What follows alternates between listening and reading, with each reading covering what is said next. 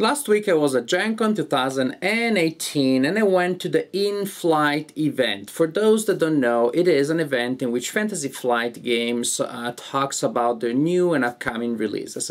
And something that they announced was a new game by Richard Garfield. The game is called Keyforge, and Richard Garfield was actually there to introduce it. And the game immediately struck me as incredibly promising. It immediately sounded like something truly special.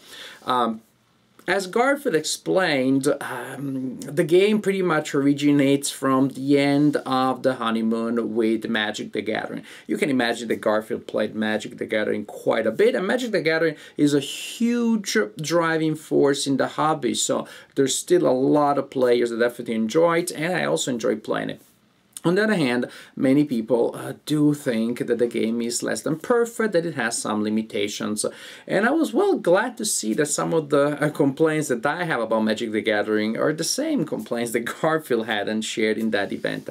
One of the problems, of course, is the metagame, that as time went by, both because the game became so huge and because of the information floating around in the internet, the metagame became a huge element in Magic the Gathering. The decks lost their mystique, their magic, so to speak. If I see somebody who's playing with an excellent, with an optimal deck, I can go online, see what the composition of the deck is, order all of the cards on eBay, and so if I have just enough time and money, I can make a very powerful deck which is as powerful as yours. And basically that means that I spend a lot of time and money to have a balanced deck. But there are games, of course, that are balanced to start with. And if I don't do so, well, you spend a lot of time and money on the internet, and then the game is over before we even start playing because, well, because you built that unbeatable deck, or at least unbeatable by common mortals.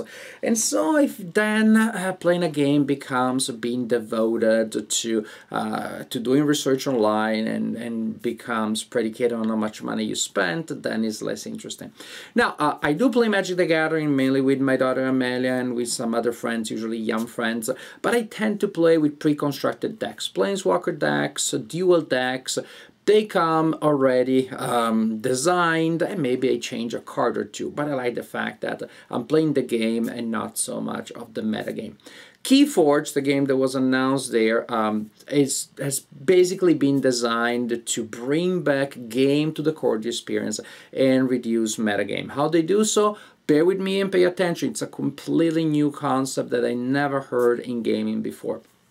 It is based on pre-constructed unique decks. Yes, the game is released in the form of a large number of unique decks. There isn't the same deck. There aren't two copies of the same deck in the world. They have a very complicated algorithm that allows them to create like a quadrillion copies of the game, each copy unique.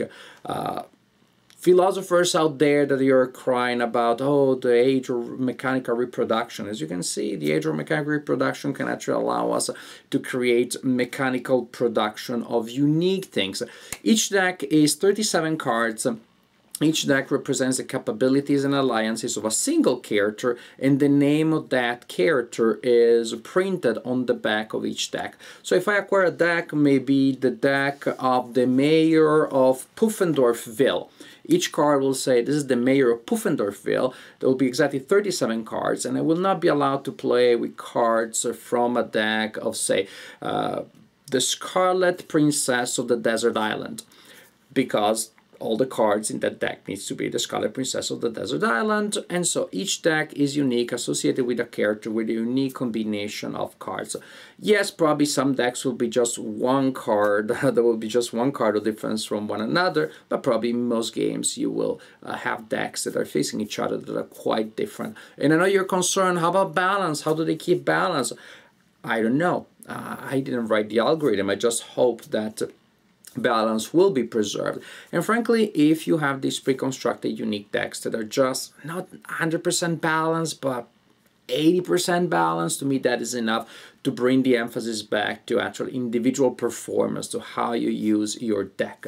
So what we're gonna have is gonna be a core set that comes with all the tokens, the instructions, and some unique decks, and then you can just purchase individual decks. And each deck will be unique, so you'll get really to learn about your deck, to learn about the strengths, the synergies, the weaknesses, and then the beauty will be that when you face an opponent, you don't know what they have. They're just knowing. No one knows until you face that opponent, and you also get to learn about your opponent as you play.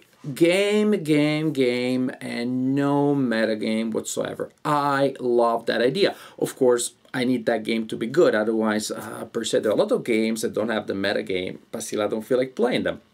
But of course, to me, that's hugely promising. And the game is not released yet, and so I was like, oh man, when can I try it? And then at the in-flight event, they said, but since you are here, you don't have to wait. And I went in this like slow clap mode. So yes, because the people that attended the event got 2 decks.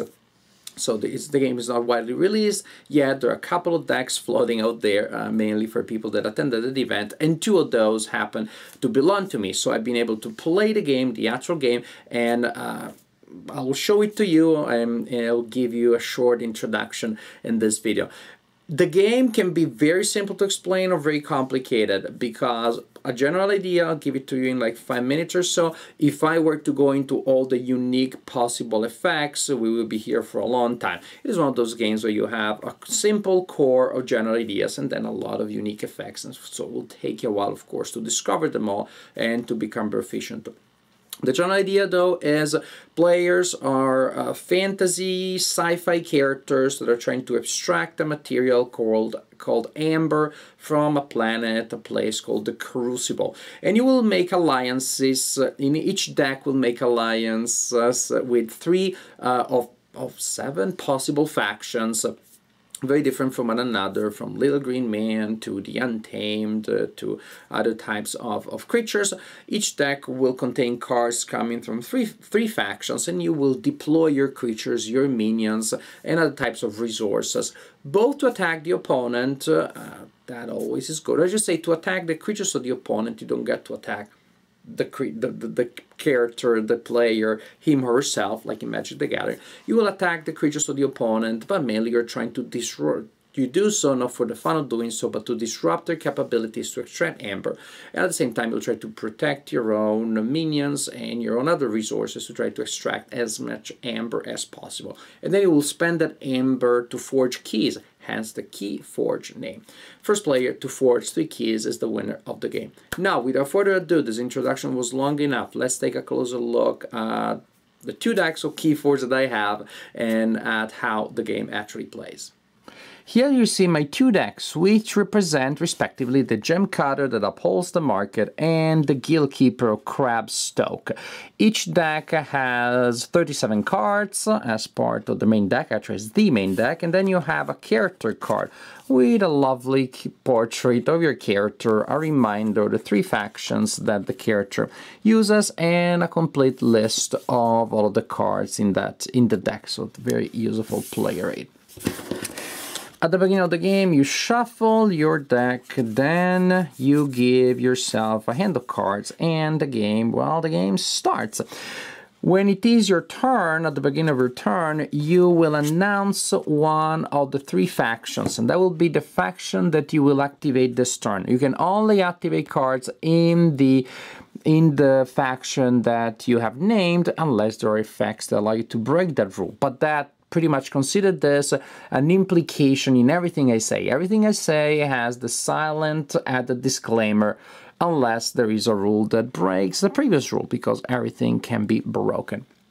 So you announce the factions that you want to use, and you'll be able to play cards from that faction, activate or use cards that you played earlier, and or discard cards from your hand in that faction. Suppose that I declare I'm going to use this, and I have these cards in my hand.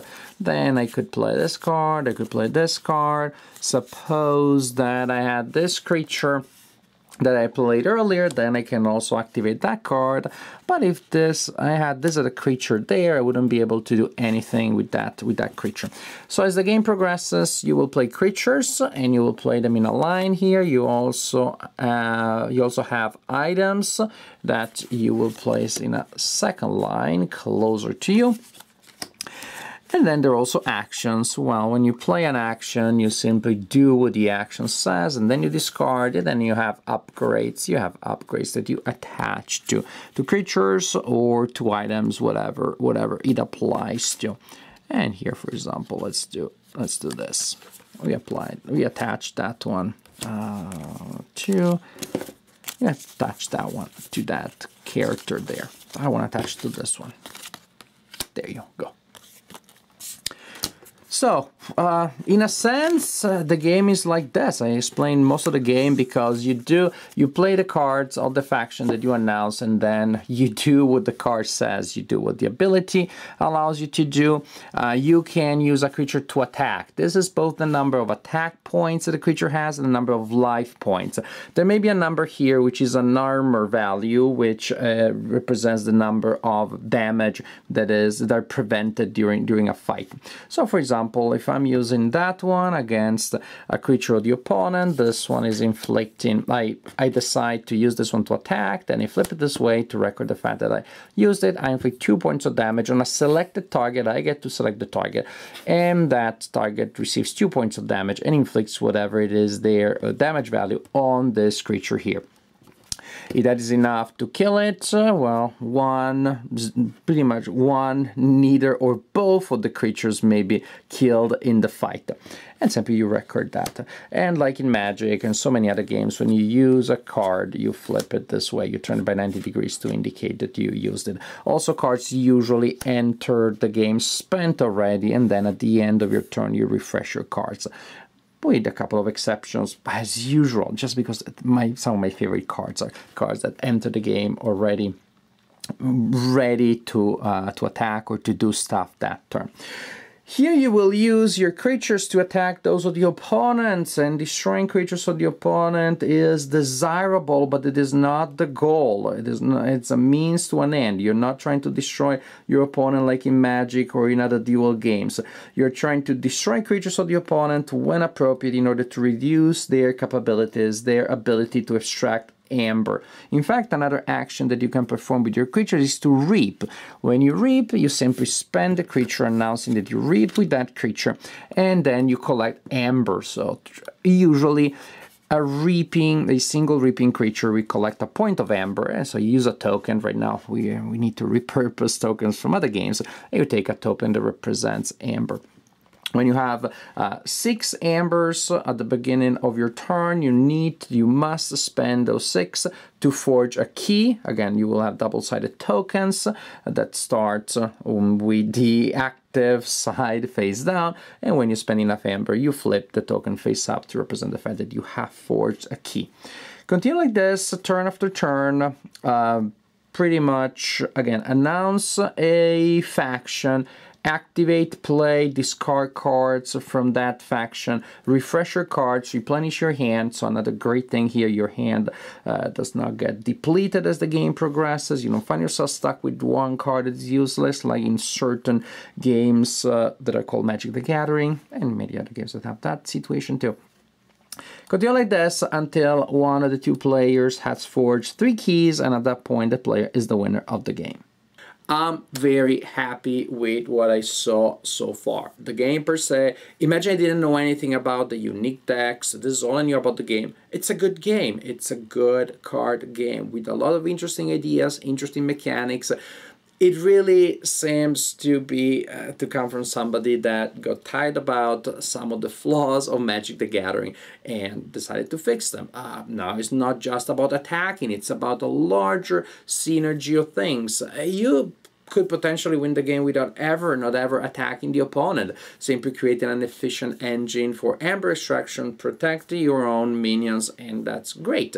Of course, you will probably want to throw a wrench in the opponent's resources and engine from time to time, but maybe there are decks in which really the best strategy is not to be aggressive. So I really like already the fact that you have to discover how each deck plays. And the two decks that I have, they're not terribly dissimilar from one another. If nothing else, two of the factions are the same in both decks. There's only one faction that's different, and yet those two factions have different selections of cards, and the different faction brings a different flavor, different perspective to the two decks.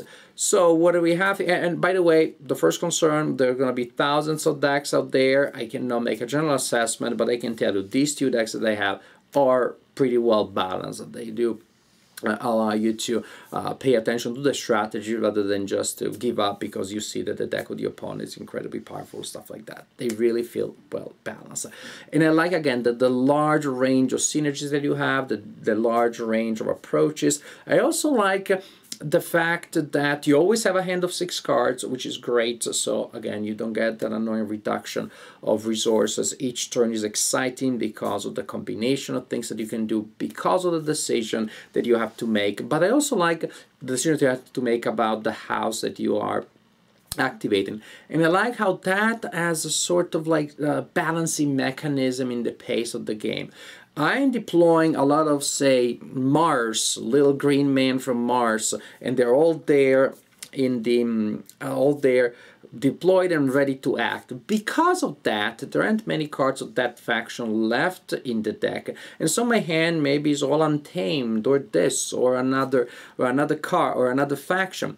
That means that now if I activate the green man, I'm going to use all the ones that I deploy, but I'm not going to play many cards from my hand.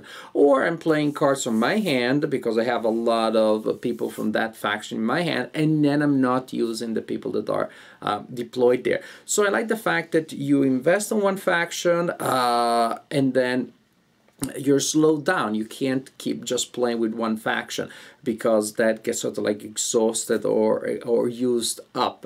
On the other hand, you can also build up. You can decide to, for a couple of turns, to activate factions of which you have like a small number of cards in your hand that may be deployed already, but in doing so, you are actually building up a huge coalition of cards, all of the same faction. Then you're now in that faction, and you have this blitzkrieg, this ember-based blitzkrieg in which you cause a lot of damage, extract a lot of amber, etc., etc., etc. Plus, and I like that. I like the fact that you can choose how you want to pace your actions, building up a long-term strategy, or just reacting to what you have in your hand, reacting to what the opponent is doing. You really have an interesting branch of possibilities, a lot of different strategies and tactics that you can implement. And really the joy, the magic of discovering what the opponent has, figuring out how you have to change your strategy based on constantly new tricks that the opponent is pulling out the deck. All this is really fascinating. Even I played the game based on the two decks that I have. I played it at Gen Con, they were demoing it, and I was playing with the deck. I was like, this deck is really great. And then I realized I'm never, ever, not ever going to play with that deck again. Maybe I'm lucky and I get a deck with a similar synergy, but never that deck again. Which at the beginning I was like, oh, that's disappointing. But then I realized, of course, if it wasn't because of the unique deck mechanic, what would it happen? I could go online and build that same deck that I like very much. Yay! And 1,000 other people could be doing exactly the same. So again, what happened? We all went out and spent a lot of time and money so the game could be balanced. Keyforge, from what I see here, seems to be balanced to start with. You can forget the meta game and just pay attention to the game and enjoy the choices, enjoy the challenges, enjoy the interactions, and discover synergies from your deck and discover synergies from the deck of the opponent, which of course means at the same time you have to discover how to defend against those. I like that. For some people, by the way, the collecting element, the metagaming, the constructing element of games such as Magic the Gathering and collectible card games in general is the best thing, so I don't think you will be pleased with Keyforge to start with. To me, in collectible card games, the collectible element, the metagame, is almost like a necessary evil, or it was a necessary evil up to a week ago, and now I see that you have games that can give you the same experience, that can give you that type of approach of like unique decks, for example, without you having to worry about that element. To me, Keyforge is a really exciting new development in gaming. I don't know yet where it will go. We're just starting to glean the potential of the idea, but I'm immensely excited. I can't wait to try more decks. I can't wait for the main edition to come out.